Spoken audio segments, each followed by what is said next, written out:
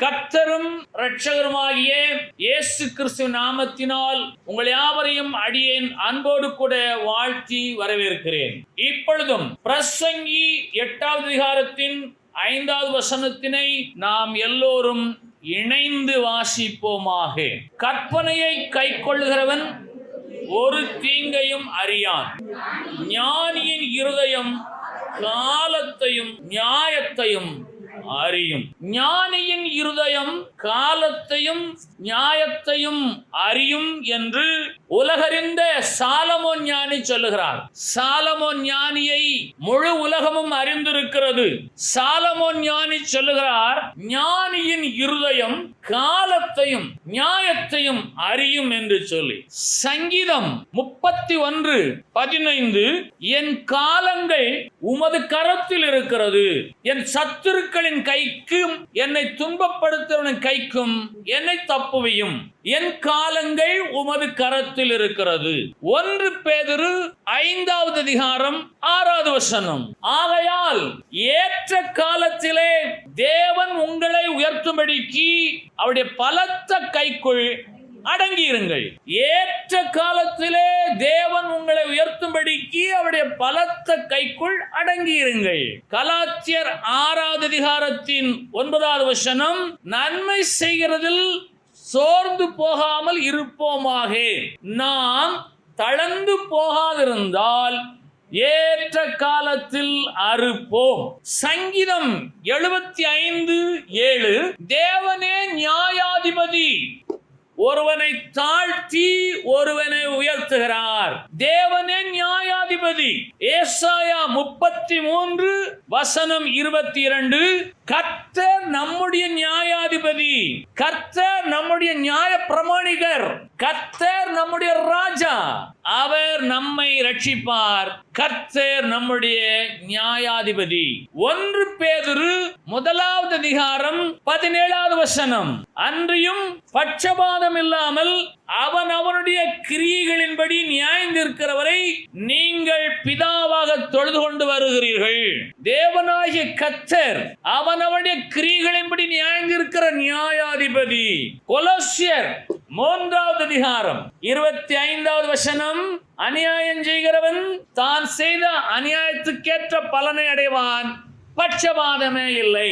பிரசங்கி 8வது அதிகாரத்தின் 5வது வசனத்தின் 2ஆம் பாகம் சொல்லுகிறது, ஞானியின் இருதயம் காலத்தையும் நியாயத்தையும் அறியும் என்றால் என் காலங்கள் கர்த்தரின் கரத்தில் இருக்கிறது. ஏற்ற காலத்தில் கர்த்தர் என்னை உயர்த்துவார். நான் நன்மை செய்கிறதில் சோர்ந்து போக மாட்டேன். ஏனென்றால் கர்த்தரே நியாயாதிபதி, கர்த்தரே நியாய பிரமாணிகர், கர்த்தர் பட்சபாதம் இல்லாதவர், கர்த்தர் என் கிரியைகளின்படி எனக்கு பலனளிக்கிறவர் என்பதை அறிந்தவர்கள் ஞானிகளாய் காணப்படுகிறார்கள். ஞானியின் இருதயம் காலத்தையும் நியாயத்தையும் அறியும்.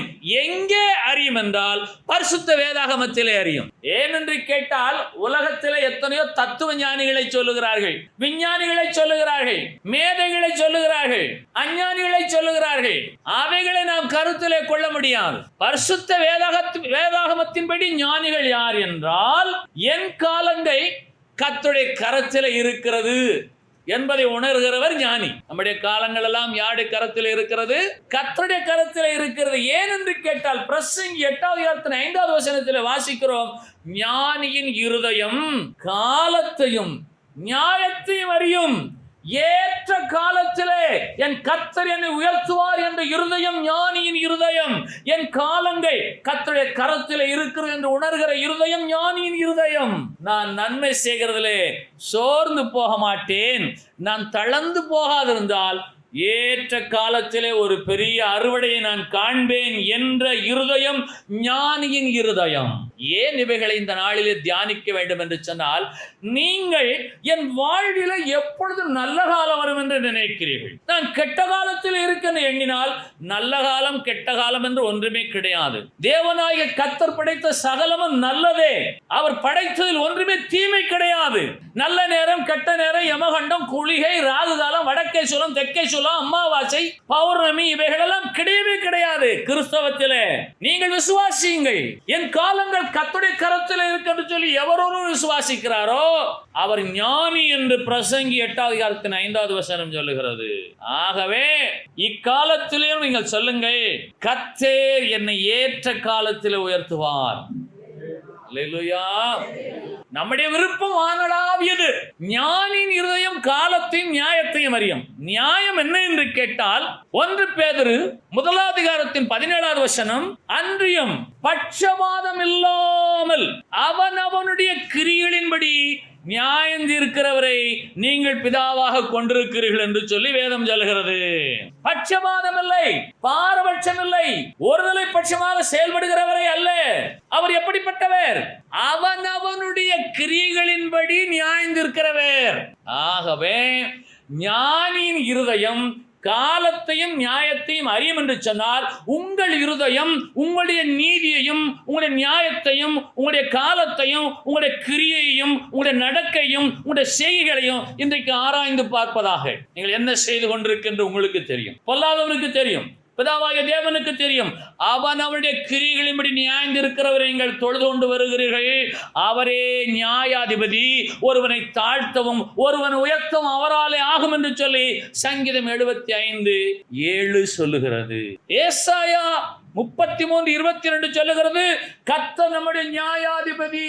ஞானியின் இருதயம் காலத்தையும் நியாயத்தையும் அறியும் என்று சொன்னால், அவன் அவனுடைய கிரிகளின்படி நியாயம் தீர்க்கிற நியாயாதிபதியாகிய இயேசுவுக்கு முன்னதாக நிற்கிற நீங்கள் உங்கள் கிரியையை பரிசீலித்து பார்த்து நீங்கள் சோர்ந்து போகாமல் அவரை நோக்கி பார்த்தால் ஏற்ற காலத்திலே நீங்கள் ஒரு பெரிய அறுவடையை பெறுவீர்கள். ஆகவேதான் 1 பேதுரு 5:6 ஏற்ற காலத்திலே தேவன் உங்களை வெறுத்தும்படிக்கு அவருடைய பலத்த கரத்துக்குள் அடங்கி இருக்கிற நீங்கள் உங்கள் கிரியைகளை சரி செய்ய வேணும். அவருடைய கரத்திலே அடங்கி இருக்கிற உங்களுடைய கரத்திலே என்ன இருக்கிறது? அவருடைய கரத்திலே அடங்கி இருக்கிற உங்களுடைய கரத்தில் என்ன இருக்கிறது? சதா சர்வ காலமும் தொலைக்காட்சி பெட்டிக்கு முன்பாக அமர்ந்திருந்து ரிமோட் கண்ட்ரோலை இயக்கி கொண்டிருக்கிறீர்களோ? உங்களுடைய கிரியைகளின்படியா நியாயம் இருக்கிற தேவனாகிய கர்த்தர் ஒருவர் இருக்கிறார். உங்களுடைய காலம் உங்களுடைய நியாயம் எப்படியாய் போய்க் கொண்டிருக்கு என்பதை உங்களுடைய இருதயமே உங்களோடு பேசும். ஆகவேதான் ஞானியின் இருதயம் காலத்தையும் நியாயத்தையும் அறியும். நம்முடைய காலங்கள் அவருடைய கரத்தில் இருக்கின்றதை உணர்ந்திருப்போம், நல்லதுதான். ஆனால் ஏற்ற காலத்திலே தேவன் உயர்த்துவார் என்பதிலே விசுவாசத்தோடு கூட உங்களுடைய கிரியைகளிலே நீங்கள் நியாயமான செய்கைகளை உடையவராய் இருந்தார், நியாயம் இருக்கிற தேவன் நியாயாதிபதியாக கர்த்தர் அவர் உங்களுக்கு நியாயம் செய்வார். நீங்கள் செய்ய வேண்டியது என்ன? ஆகவே அற்புதமாய் வேதம் சொல்லுகிறது 1 பேதுரு 1:17 பட்சபாதம் இல்லாமல் அவன் அவனுடைய கிரியைகளின்படி நியாயம் இருக்கிறவரை நீங்கள் பிதாவாக தொழுது கொண்டு வருகிறபடியினாலே உங்களுடைய இருதயம் இன்றைக்கு உங்களுடைய கிரியைகளை அறிவதாக, உங்களுடைய இருதயம் இன்றைக்கு உங்களுடைய காலங்களை உணர்வதாக. கர்த்தர் கிருபையாய் கொடுத்த இந்த கிருபையின் காலத்தை நீங்கள் எப்படியாய் பிரயோஜனப்படுத்திக் கொண்டிருக்கிறீர்கள்? இவைகளில் உங்களுடைய கிரியைகள் எப்படிப்பட்டதாக இருக்கிறது? ஆகவே வேதம் ஒரு காலம் பொய்த்து போகாது. காலங்களையும் கிரியைகளையும் நீங்கள் உணர்ந்தவர்களாய் உங்கள் இருதயத்திலே சீர்தூக்கி பார்த்து உங்கள் வழிகளை செவைப்படுத்துங்கள். என் காலங்கள் கர்த்தருடைய கரத்தில் இருக்கிறது. ஏற்ற காலத்திலே கர்த்தர் என்னை உயர்த்துவார். நான் நன்மை செய்யலை சோர்ந்து போக மாட்டேன். என் தேவனாய் கர்த்தர் நியாயாதிபதி, என் கர்த்தர் நியாய பிரமாணிகர், என் கர்த்தர் பட்சபாதம் இல்லாதவர், அவர் என் கிரியைகளின்படியா எனக்கு பலனளிக்கிறவர். கிரியைகளை சரி செய்யலாமா? ஆகவே நீங்கள் ஞானிகளாய் மாறுவதற்கு ஒரு வாய்ப்பை கர்த்தர் இந்த 6வது மாதத்தின் 16வது நாளிலே கொடுக்கிறார். இந்த வருஷத்தின் 6வது மாதத்தின் 16வது நாளிலே இருந்து நீங்கள் ஞானிகளின் இருதயத்தை உடையவர்களாய் காணப்பட வேணும். ஏனென்று கேட்டால் ஞானியின் இருதயம் காலத்தையும் நியாயத்தையும் அறியும். கர்த்தர் கிருபையாய் கொடுத்த இந்த கிருபையின் காலத்திலே நான் நியாயப்படி என் கிரியைகளை நடப்பிக்கிறேனா? நான் செய்கிறது எனக்கே சம்மதிக்கிறதா? எனக்கு கர்த்தர் கொடுத்த இந்த கிருபையின் காலத்தை நான் எவ்வளவாய் பிரயோஜனப்படுத்துகிறேன்? நான் கால விரயம் செய்கிறேனா, என் காலங்கள் நியாயமான முறையிலே செலவு செய்யப்படுகிறதா என்று சொல்லி உங்களுடைய இருதயத்திற்கு நீங்களே பதில் சொல்லி வழிகளை செவ்வாய்ப்படுத்தும்படியாய் ஒரு வாய்ப்பை கர்த்தர் இந்த நாளில் நமக்கு கொடுக்கிறார். ஆகவே ஒரு மனிதனுடைய இருதயம் எப்போது உண்மையே பேசும். அதற்கு பொய் சொல்ல தெரியாது. அது உள்ளதை உள்ளபடியே பேசும். அது நியாயத்தையே பேசும். ஆகவேதான் ஞானியின் இருதயம் காலத்தையும் நியாயத்தையும் அறிகிற அறிவை உடையதா இருக்கிறது. ஆகவே நீங்கள் ஞானிகளாய் இருப்பது உண்மையானால், கடந்து போன காலங்களிலே நான் எப்படி வாழ்ந்தேன், என் தேவனாய கர்த்தர் பட்சபாதம் இல்லாதவராயிற்றே, அவர் நீதியுள்ள நியாயாதிபதி ஆயிற்றே, ஏன் அவர் என்னை இன்னும் உயர்த்தவில்லை, நான் அவருடைய கரத்தில் அடங்கி இருக்கிறேனா இல்லையா என்ற கேள்விகளுக்கெல்லாம் உங்களுடைய இருதயமே பதில் சொல்லும். கரங்களை வைத்து கர்த்தரை மேம்படுத்தலாமா?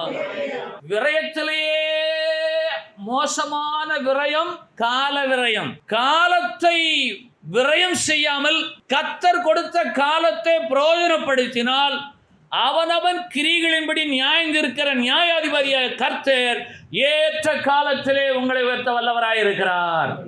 ஏற்ற காலத்திலே அவர் உங்களை உயர்த்தும்படிக்கு அவர் உங்களுக்கு கொடுத்திருக்க இந்த கிருபையின் காலத்தை நீங்கள் கிருபையாய் பயன்படுத்தி கிரியைகளை சரிப்படுத்தி ஏற்ற காலத்திலே அவர் உங்களை உயர்த்தும்படிக்கு உங்களுடைய காலங்களை நீங்கள் பிரயோஜனப்படுத்த வேண்டும். வசனம் ஒரு காலம் பொய்த்து போகாது. கவனியுங்கள்.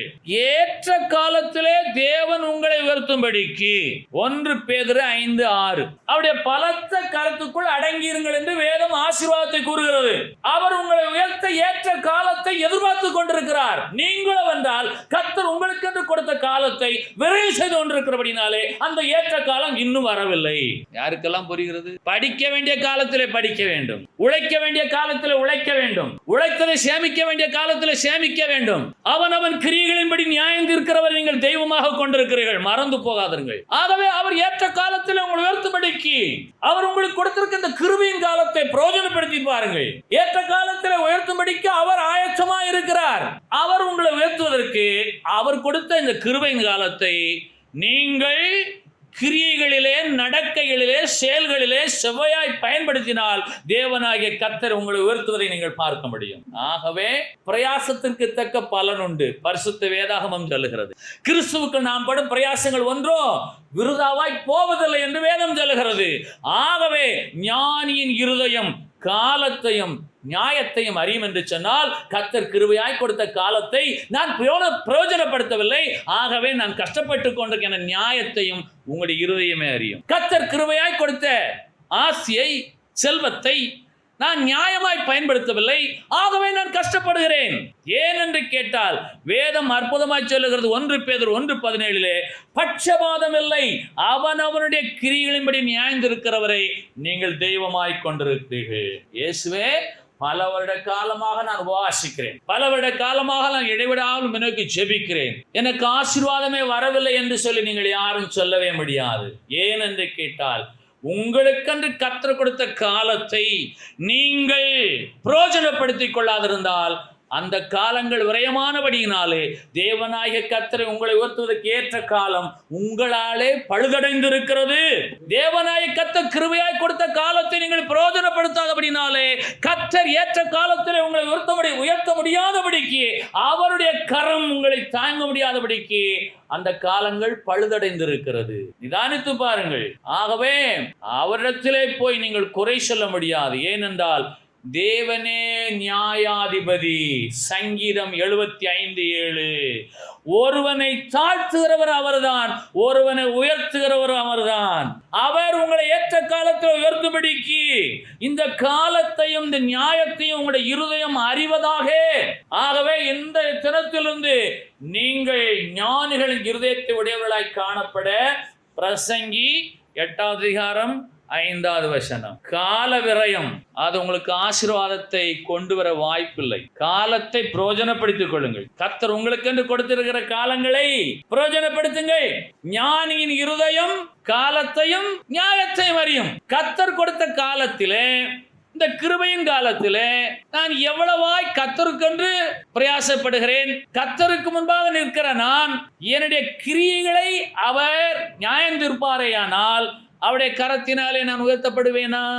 ஏன் என்று கேட்டால், இக்காலங்களிலே எல்லோருடைய கரங்களிலும் கைபேசி இருக்கிறது. அது காலத்தை களவாடுகிறது, காலத்தை பிரயோஜனப்படுத்த அது தடை செய்கிறது. நீங்கள் சொல்லுகிறீர்கள், நான் அவருடைய பலத்த கரத்துக்குள் அடங்கி இருக்கேன் என்று சொல்லி. நீங்கள் அவருடைய பலத்த கரத்துக்குள் அடங்கி இருந்து உங்களுடைய கரத்திலே என்ன செய்து கொண்டிருக்கிறீர்கள்? கரங்களினாலே உங்கள் கிரியைகளின்படி அவர் நியாயந்திருக்கிறவராயிற்றே. ஆகவே ஞானிகள் யார் என்றால், தேவனாய் கர்த்தர் கொடுத்த இந்த காலத்தையும் இந்த நியாயத்தையும் அறிகிறவர்கள். கர்த்தர் கிருபையாய் என்னை நடத்துகிறார். இக்காலங்களிலே என் தேவனாய் கர்த்தர் என்னை பலப்படுத்துகிறார், என்னை திடப்படுத்துகிறார். நான் ஆரோக்கியமா இருக்கிறேன், நான் ஆசீர்வாதமா இருக்கிறேன், என்னிலே பழுதொன்றுமில்லை என்று சொல்லி நீங்கள் உங்கள் கிரியைகளின்படியான ஆசீர்வாதத்தை சுதந்திரித்துக் கொள்ளத்தக்கதாக பட்சபாதம் இல்லாத கர்த்தர் நம்மோடு கூட இருக்கிறார். அல்லேலூயா. ஏனென்று கேட்டால், கர்த்தர் சொல்லுகிறார், அவனவன் கிரியைக்கு தக்கதாக நான் அளிக்கும் பலன். கவனிக்கலாமா?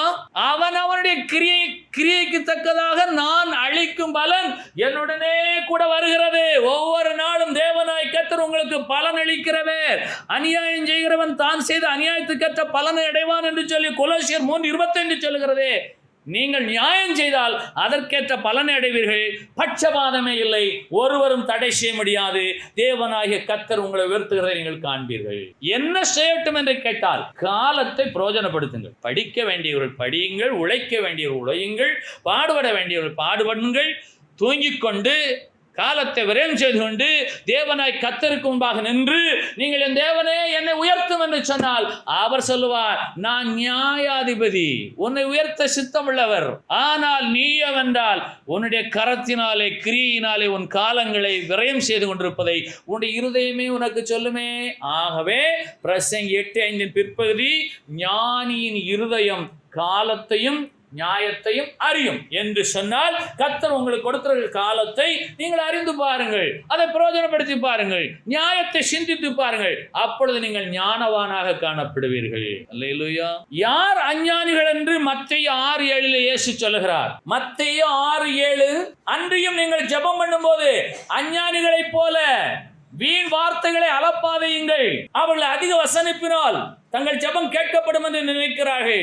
யோபு 35:13 யோபு சொல்லுகிறார், தேவன் வீண் வார்த்தைகளுக்கு செவிகொடார், சர்வ வல்லவர் அதை கவனியார். இவர்கள் ஞானிகள் அல்ல, இவர்கள் அஞ்ஞானிகள். சில ஜெபத்திலே காலையில் சொன்னதை மதியம் சொல்வது, மதியம் சொன்னதை சாயங்காலம் சொல்வது, மறுநாளும் சொல்வது, அடுத்த நாள் சொல்வது, அந்த மாதம் முழுவதும் சொல்வது, எனக்கு அதை செய்யும், எனக்கு அதை செய்யும், எனக்கு இதை செய்யும் என்று சொல்லி அஞ்ஞானிகளைப் போல வீண் வார்த்தைகளை அலப்பாதையுங்கள், காலத்தை பிரயோஜனப்படுத்துங்கள் என்று சொன்னால், வீண் வார்த்தைகளினாலே ஜெபிக்கிறவர்கள், காலத்தை விரயம் செய்கிறவர்கள், அந்த காலத்தையும் அந்த நியாயத்தையும் உங்களுடைய இருதயம் உணர்வதாக, அறிவதாக நீங்கள் ஞானிகளாய் மாறுவீர்களாக. ஆகவே 8வது வசனம் மத்தேயு 6:8, அவர்களைப் போல நீங்கள் செய்யாதிருங்கள். எவர்களைப் போல? நீங்கள் ஜெபம் பண்ணும் போது அஞ்ஞானிகளைப் போல வீண் வார்த்தைகளை அலப்பாதையுங்கள். அதற்கு பதில் இயேசு திட்டமாய், அற்புதமாய், அழகாய் சொல்லுகிறார், உங்கள் பிதாவை நோக்கி நீங்கள் வேண்டிக் கொள்ளுகிறதற்கு முன்னமே உங்களுக்கு இன்னது தேவை என்று அவர் அறிந்திருக்கிறார். அல்லேலூயா. உங்களுக்கு எனக்கும் என்ன தேவை என்பதை அவர் அறிந்திருக்கிறார். நீங்களும் வந்தால் அஞ்ஞானிகளைப் போல வீண் வார்த்தைகளை சொல்லி அலப்பாதையுங்கள். ஜெபத்திலே ஒரு பெரிய ரகசியம் என்ன தெரியுமா? நம் நாவிலிருந்து சொல் பிறவாததற்கு முன்னதாகவே அவர் அவை எல்லாவற்றையும் அறிந்திருக்கிறார். எத்தனை பேருக்கு அந்த வசனம் தெரியும்? நம் நாவில் சொல் பிறவாதற்கு முன்னதாகவே இதோ கர்த்தாவே அதையெல்லாம் நீர் அறிந்திருக்கிறீர். சங்கீதம் 139க்கு கடந்து வாருங்கள். 4வது வசனம், என் நாவில் சொல் பிறவாதற்கு முன்னே இதோ கர்த்தாவே அதையெல்லாம் நீர் அறிந்திருக்கிறீரே, பின்னர் ஏன் நான் ஜெபிக்க வேணும்? நீங்கள் ஜெபம் பண்ணும் போது அஞ்ஞானிகளைப் போல வீண் வார்த்தைகளை அலப்பாதையுங்கள். உங்கள் பிதாவை நோக்கி நீங்கள் வேண்டிக் கொள்வதற்கு முன்னதாகவே உங்களுக்கு இன்னது தேவை என்று அவர் அறிந்திருக்கிறார். உங்கள் நாவில் சொல் பிறவாதற்கு முன்னதாகவே தேவனாய் கர்த்தர் அதையெல்லாம் அறிந்திருக்கிறார். பின்னர் ஏன் நான் ஜெபிக்க வேண்டும் என்று ஒரு கேள்வியை கேட்டால், உங்கள் பிதாவாகிய தேவனை, குமாரனாகிய இயேசுவை, பரிசுத்தாவிய தெய்வத்தை கனப்படுத்தும்படியாய் நீங்கள் அவரிடத்தில் வாய் திறந்து கேட்க வேண்டும். உங்கள் நாவில் சொல் பிறவாதற்கு முன்னதாகவே அதையெல்லாம் அவர் அறிந்திருக்கிறார். உங்கள் பிதாவை நோக்கி நீங்கள் வேண்டிக் கொள்வதற்கு முன்னதாகவே உங்களுக்கு இன்னது தேவை என்று அவர் அறிந்திருக்கிறார். ஆனாலும் நீங்கள் அவரை கனப்படுத்தும்படியாய் நீங்கள் அவரோடு பேச வேண்டும். அல்ல சொல்லாமா? ஆகவே நம்முடைய பெற்றோர்களுக்கு நமக்கு என்ன தேவை என்பது அவர்களுக்கு தெரியும். ஆனாலும் நாம் அப்பாவை நோக்கி அம்மாவை நோக்கி எனக்கு இதை தாருங்கள் என்று சொல்லி நாம் கேட்கும்படியாக அவர்கள் விரும்புகிறார்கள். அதே போல பிதாவாகிய தேவன் உங்களுக்கு என்ன தேவை என்பதை அறிந்திருக்கிறார். நீங்களோ அஞ்ஞானிகளைப் போல வீண் வார்த்தைகளை பேசாதிருங்கள். அதிக வசனப்பினாலே ஜெபம் கேட்கப்படும் என்று நினைக்கிறார்கள். இவர்களெல்லாம் அஞ்ஞானிகள். ஞானிகளாகிய நீங்களோ காலத்தையும் நியாயத்தையும் அறிந்தவர்களாய் எனக்கு கொடுக்கப்பட்ட காலத்தை நான் சரியாக பிரயோஜனப்படுத்தாதபடினாலே உங்களுடைய இருதயமே நியாயம் சொல்லும். ஆகவே காலம் என்ற வார்த்தைக்கு பக்கத்தில் நியாயத்தை பரிசுத்தாக தேவன் வைத்திருக்கிறார். நீங்க காலத்தை நியாயமாய் செலவு செய்திருந்தால் உங்களுக்கு நியாயமான பலன் உண்டாகும். காலத்தையும் நியாயத்தையும் ஞானியின் இருதயம் அறியும் என்ற வசனம் காலத்தையும் நியாயத்தையும் பக்கம் பக்கமாக வைத்திருக்க காரணம், காலத்தை நீங்கள் நியாயமாய் செலவு செய்திருந்தால் நியாயமான பலன் உங்களுக்கு நிச்சயமாய் கிடைக்கும். புரிந்தவர்கள் கரங்களை உயர்த்தலாமா?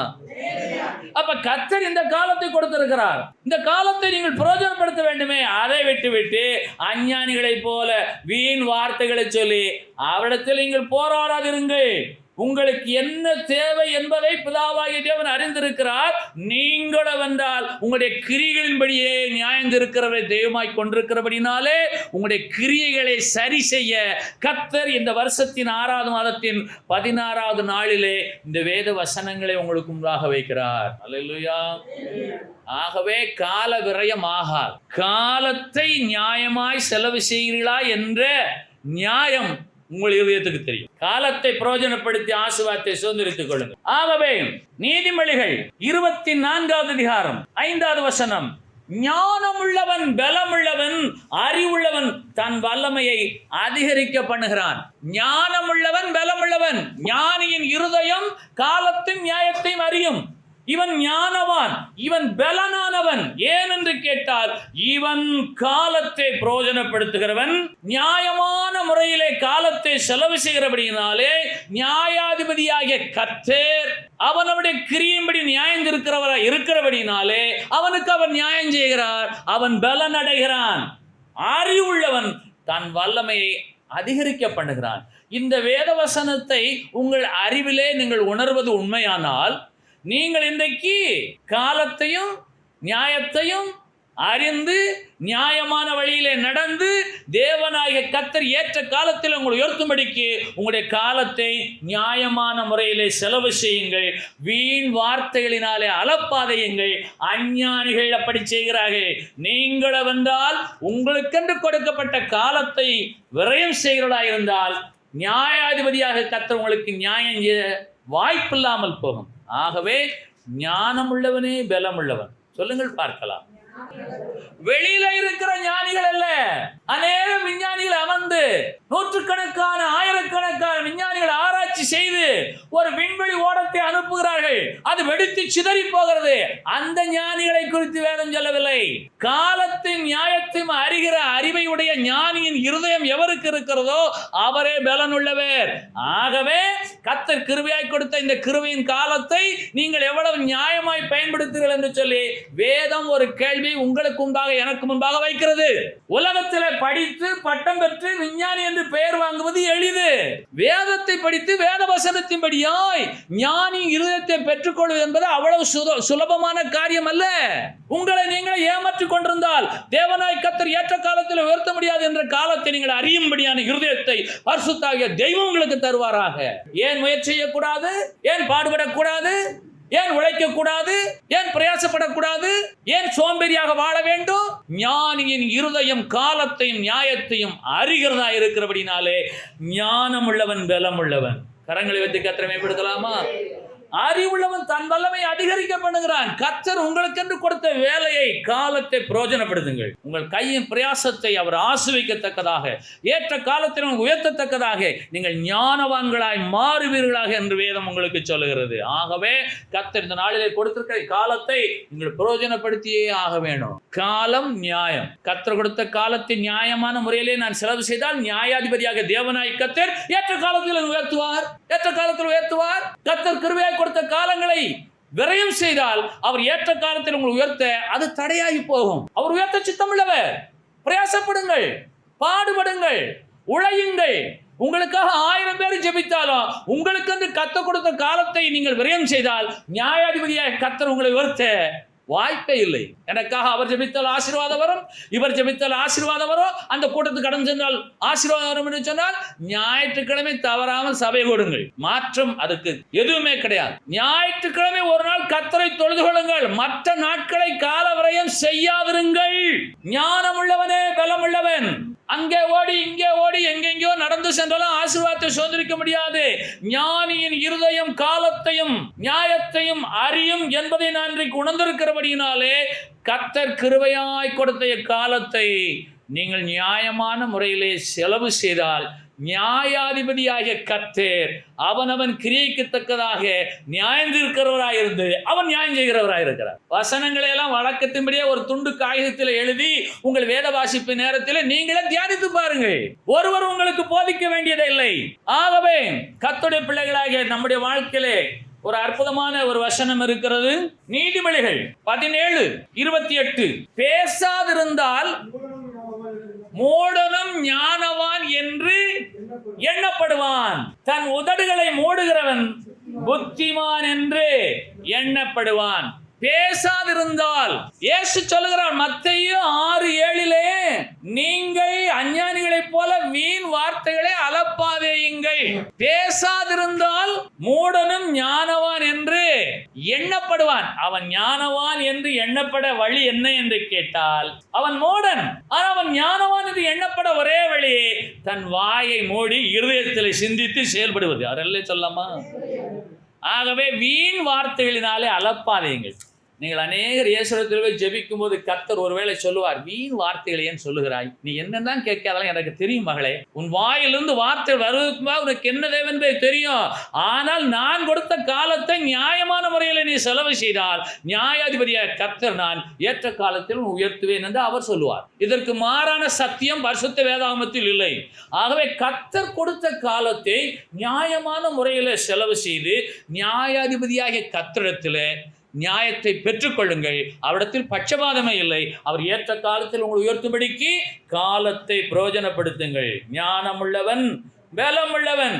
அதை விட்டுவிட்டு வீண் வார்த்தைகளை அலப்பாதீங்கள் என்று சொன்னால் நீங்கள் உங்கள் கைபேசி எடுத்து எனக்கு அது தேவை, எனக்கு அது இது தேவை என்று சொல்லி அவரிடத்தில் ஜெபிக்க சொல்லி இருக்கிறேன், இங்கே சொல்லி இருக்கிறேன், அங்கே சொல்லி இருக்கிறேன், எனக்கு அவரெல்லாம் ஜெபிப்பார்கள், எனக்கு ஆசீர்வாதம் என்று சொன்னால் பேசாதிருந்தால் மூடனும் ஞானவான் என்று எண்ணப்படுவான். வாய பொத்திரனும் வேதம் சொல்லுது. யாரெல்லாம் பேச்ச குறைக்க போறீங்க? அல்லேலூயா. யாரெல்லாம் பேச்ச குறைக்க போறோம்? அதனால வேலையை பெருக்க வேண்டும், பேச்சை குறைக்க வேண்டும், உழைப்பை உயர்த்த வேண்டும், பிரயாசப்பட வேண்டும், காலத்தின் நியாயத்தையும் அறிந்த இருதயமுடையவர்களாய் நாம் காணப்பட வேண்டும். ஆகவே நீதிமொழிகள் 23:15 சொல்லுகிறது, என் மகனே உன் இருதயம் ஞானமுள்ளதாயிருந்தால் என்னிலே என் இருதயம் மகிழும் என்று கர்த்தர் சொல்லுகிறார். உங்களுடைய இருதயம் ஞானமுள்ள இருந்தால் தேவனாகிய கர்த்தருடைய இருதயம் மகிழ்கிறது என்று சொல்லி நீதிமொழிகள் 23:15 சொல்லுகிறது. அல்லேலூயா. இன்றைக்கு உங்களுடைய இருதயம் ஞானம் அடைவதாக. நீங்கள் அப்படியா ஞானம் அடையும் போது தேவனாகிய கர்த்தருடைய இருதயம் மகிழுகிறது. யாரெல்லாம் கர்த்தராகிய இயேசுடைய இருதயத்தை மகிழ்விக்க போகிறீர்கள்? உங்களுடைய இருதயம் காலத்தின் நியாயத்தை அறியட்டுமே. ஞானியாய் நீங்கள் மாறுவதைக் கண்டு தேவனாகிய கர்த்தருடைய இருதயம் மகிழட்டுமே. ஆகவே என் மகனே உன் இருதயம் ஞானம் உள்ளதாயிருந்தால் என்னிலே என் இருதயம் மகிழும் என்று கர்த்தர் சொல்லுகிறார். ஆகவே சங்கீதம் 19:7 சொல்லுகிறது, கர்த்தருடைய வேதம் குறைவற்றதும் ஆத்துமாவை உயிர்ப்பிக்கிறதுமாய் இருக்கிறது. கர்த்தருடைய சாட்சி சத்தியமும் வேதையை ஞானியாக்குறதுமாய் இருக்கிறது. ஆகவே கர்த்தருடைய வேதமே நம்மை நிறைவுக்குள்ளாக நடத்துகிறதா இருக்கிறது. கர்த்தருடைய வேதம் குறைவற்றது, அது நம்முடைய ஆத்மாவை உயிர்ப்பிக்கிறது. அதுல சொல்லப்பட்டிருக்கிற சாட்சிகள், சாட்சியின் ஆகமங்கள் பேதையை ஞானியாக்குகிறது. ஆகவே நீங்கள் ஞானவான்களாய் காணப்பட, ஞானி இருதயத்தை உடையவர்களாய் காணப்பட, உங்களுடைய இருதயம் ஞானமுள்ளதாய் காணப்பட, அதன் மூலமாக நம்முடைய பிதாவாகிய தேவனுடைய இருதயம் மகிழ, நீங்கள் வீண் வார்த்தைகளினாலே அலப்பாதையுங்கள். நீங்கள் எப்பொழுதும் வேதம் சொல்லுகிறதே, கர்த்தருடைய வேதம் குறைவற்றது. அந்த கர்த்தருடைய வேதம் தான் சொல்லுகிறது. பிரசங்கி 8வது அதிகாரத்தின் 5வது வசனத்திலே, ஞானியின் இருதயம் காலத்தையும் நியாயத்தையும் அறியும் என்று சொல்லி. ஆகவே இன்றைக்கு உங்களுடைய இருதயம் காலத்தையும் நியாயத்தையும் அறிவதாக, அதன் மூலமாய் ஆசீர்வாதத்தை சுதந்திரிப்பீர்களாக. மத்தேயு 6வது அதிகாரம் 31வது வசனம். எண்ணத்தை உண்போம், எண்ணத்தை குடிப்போம், எண்ணத்தை உடுப்போம் என்று கவலைப்படாதிருங்கள். இவைகளையெல்லாம் சோத்துக்காக ஜெபம் பண்றவங்க அஞ்ஞானிகள், உலக ஆசீர்வாதங்களுக்காக ஜெபம் பண்ணுகிறவங்க அஞ்ஞானிகள். இயேசு நேரடியாக சொல்லுகிறார், இவைகளையெல்லாம் அஞ்ஞானிகள் நாடி தேடுகிறார்கள். இவைகளெல்லாம் உங்களுக்கு வேண்டியவை என்று உங்கள் பிதா அறிந்திருக்கிறார். இவைகளெல்லாம் உங்களுக்கு தேவை என்று பரமபிதா அறிந்திருக்கிறார். ஆகவே எபேசியர் 4:29 சொல்லுகிறது, கெட்ட வார்த்தை ஒன்று உங்கள் வாயிலிருந்து புறப்பட வேண்டாம், பக்தி விருத்திக்கு ஏதுவான நல்ல வார்த்தை உண்டானால் அதையே கேட்கிறவர்களுக்கு பிரயோஜனம் உண்டாகும்படி பேசுங்கள். வீண் வார்த்தைகளினாலே நீங்கள் அலப்பாதையுங்கள். உங்கள் வாயிலிருந்து அலப்புற வார்த்தை வேண்டாம், உங்கள் வாயிலிருந்து புறப்பட வேண்டாம். பக்தி விருத்திக்கு ஏதுவான நல்வார்த்தை உண்டானால் அதையே கேட்கிறதுக்கு பிரயோஜனம் உண்டாகும்படி பேசுங்கள். ஞானம் உள்ளவன் பலம் உள்ளவன், பேசாதிருந்தால் மூடனும் ஞானவான் என்று எண்ணப்படுவான். கெட்ட வார்த்தை ஒன்று உங்கள் வாயிலிருந்து புறப்பட வேண்டாம். காலத்தின் நியாயத்தை நீங்கள் அறிந்திருப்பது உண்மையானால் என் காலத்தை நான் விரயம் செய்தேன், ஆனபடியினாலே நியாயாதிபதியாகிய கர்த்தர் எனக்கு நியாயம் செய்ய தாமதமானது என்ற இருதயம் என்ற அறிவு உங்களை ஞானவானாக இப்பொழுதே ஆசீர்வதிக்கிறது. ஆகவே பேசாதிருந்த ஞானவான், வாயின் வார்த்தைகளை அலப்பாத ஞானவான், பக்தி விருத்திக்கு ஏதுவான வார்த்தைகளை பேசுகிற ஞானவானாக நீங்கள் மாறுவீர்களாக. ஏனென்று கேட்டால் இந்த கர்த்தருடைய வேதம் குறைவற்றது. இந்த கர்த்தருடைய வேதம் உங்களை நிறைவுக்குள்ளாக நடத்தக்கூடியது. ஆகவே நீங்கள் கர்த்தருடைய வேதத்திற்கு முக்கியத்துவம் கொடுப்பது உண்மையானால் எண்ணத்தை உண்போம், எண்ணத்தை குடிப்போம், எண்ணத்தை உடுப்போம் என்று கவலைப்படாதீர்கள். இவைகளை எல்லாம் அஞ்ஞானிகள் நாடி தேடுகிறார்கள். நீங்களோ ஞானவான இருக்கிறபடினாலே, நீங்கள் ஞானின் இருதயத்தை உடையவர்களாக இருக்கிறபடினாலே கர்த்தர் உங்களுக்கு என்று கொடுத்த காலத்தை நியாயமாய் செலவு செய்தால் நியாயாதிபதியாக கர்த்தர் ஏற்ற காலத்தில் உங்களை உயர்த்துவார். ஆகவே கெட்ட வார்த்தை ஒன்று உங்கள் வாயிலிருந்து புறப்பட வேண்டாம் என்று சொன்னால் எது கெட்ட வார்த்தை? நல்ல வார்த்தை அல்லாத எல்லா வார்த்தையும் கெட்ட வார்த்தை தான். கெட்ட வார்த்தை என்ன, நல்ல வார்த்தை என்ன என்று சொல்லி பட்டியல் சொல்ல வேண்டாம், கொடுக்க முடியாது. நல்ல வார்த்தை எதுவெல்லாமல் இல்லவோ அது எல்லாமே கெட்ட வார்த்தை. நீங்கள் நல்ல வார்த்தையை பேசுவது எது என்று சொன்னால், என் தேவனாய கர்த்தர் ஏற்ற காலத்தில் உயர்த்துவார். என் காலங்கள் அவருடைய கரத்தில் இருக்கிறது. அவர் கொடுத்த காலத்தை நான் பிரயோஜனப்படுத்துகிறேன், நியாயமான முறையில் செலவு செய்கிறேன். என் கிரியைகளின்படி எனக்கு நியாயம் செய்கிற நியாயாதிபதிய கர்த்தர் என்னை நிச்சயமாக ஒரு நாளிலே உயர்த்துவார் என்பதே பக்தி விருத்திக்கு ஏதுவான வார்த்தை. இதை கேட்கிறவர்களுக்கும் பிரயோஜனம் உண்டாகும்படியான ஞானவானாக நீங்கள் ஆசீர்வதிக்கப்படுவீர்கள். அல்லேலூயா. ஆகினாலே நீங்கள் ஆசீர்வாதத்தை சுதந்திரிக்க காரணமும் நீங்கள் தான், அது தடைபட காரணமும் நீங்கள் தான். ஏனென்றால் நியாயாதிபதியாக கர்த்தர் அவரை நியாய பிரமாணிகர். அவனவன் கிரியைகளின்படியாக நியாயம் செய்கிற தேவனாய் கர்த்தரை நீங்கள் தெய்வமாய் கொண்டிருக்கிறீர்கள். ஆகவே நியாயாதிபதியாக கர்த்தர் இன்றைக்கு உங்களை பார்த்து கேட்கிறார், நான் உனக்கு கொடுத்த காலத்தை நீ நியாயமான முறையிலே செலவு செய்தாயா? நான் உனக்கு நியாயம் செய்ய மறந்தேனோ? நீ உன்னுடைய காலத்தை நியாயமான முறையில் செலவு செய்திருந்தால் நான் உனக்கு நியாயம் செய்வேன். ஏனென்று கேட்டால் அநியாயம் செய்கிறவன் தான் செய்த அநியாயத்துக்கேற்ற பலன் அடைவான். பட்சபாதமே இல்லை. பட்சபாதம் இல்லாமல் அவனுடைய கிரியைகளின்படி நியாயம் இருக்கிற பிதாவாகிய தேவன் நீங்கள் தொழுது கொண்டு வருகிறீர்கள். நம்முடைய கர்த்தர் நியாயாதிபதி, நம்முடைய கர்த்தர் நியாய பிரமாணிகர், நம்முடைய கர்த்தர் ராஜாதி ராஜா. அவர் நம்மை ரட்சிக்கிறவர்.